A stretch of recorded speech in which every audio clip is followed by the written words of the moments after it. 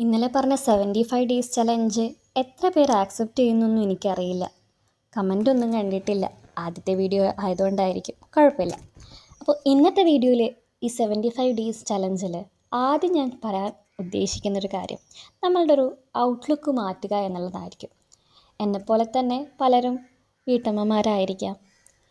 നമ്മൾ പാത്രം കഴുകിയും അലക്കിയും ഒക്കെ മുഷിഞ്ഞും കരിമ്പനടിച്ചും ഒക്കെയുള്ള ഡ്രസ്സുകളായിരിക്കും വീട്ടിൽ നിന്ന് ഇടുന്നത്.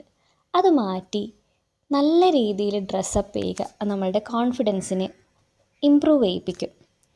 നിങ്ങൾക്കിപ്പോൾ ഫ്ലിപ്കാർട്ടിലോ ആമസോണിലോ ഒക്കെ നോക്കിക്കഴിഞ്ഞാൽ 300 രൂപയ്ക്ക് താഴെ നല്ല കോഡ് സെറ്റൊക്കെ ഉണ്ട്. നല്ല ഭംഗിയാണ് ഇട്ട് കഴിഞ്ഞാൽ. നമ്മളുടെ ഈ നരച്ചതും നൂല് പൊങ്ങിയതൊക്കെയുള്ള വസ്ത്രങ്ങൾ ഒഴിവാക്കുക. 2026 ആദ്യം എടുക്കേണ്ട തീരുമാനം ഇതായിരിക്കണം. സെൽഫ് കെയറിൽ നമ്മളെ തന്നെ ഒരു മാറ്റം കൊണ്ടുവരിക. നന്നായ വസ്ത്രം ധരിക്കുക. പുറത്തു പോകുമ്പോഴാണെങ്കിലും വീട്ടിനകത്താണെങ്കിലും നല്ല വസ്ത്രം ധരിച്ച് മുടിയൊക്കെ ഒന്ന് ചീകി പൊട്ടൊക്കെ വെച്ച് ഒന്ന് കണ്ണാടിയിൽ നോക്കുമ്പോൾ നമുക്ക് നമ്മളോട് തന്നെ ഒരു മതിപ്പ് തോന്നും. ഇതാണ് ആദ്യത്തെ സ്റ്റെപ്പ്. ഇങ്ങനെ ചെയ്യാൻ തയ്യാറുള്ളവർ എത്ര പേരുണ്ടെന്ന് പറഞ്ഞു നോക്കൂ കേട്ടോ. അല്ലാത്തവരൊന്നും ചിന്തിച്ച് നോക്കിയാൽ മതി. നമ്മളിടുന്ന ആഴ്ചയിൽ 7 ദിവസം ഇടുന്ന വസ്ത്രങ്ങൾ എത്രത്തോളം മോശമാണ്, എത്ര വർഷങ്ങളായി നമ്മൾ ഉപയോഗിക്കുന്നതാണ്.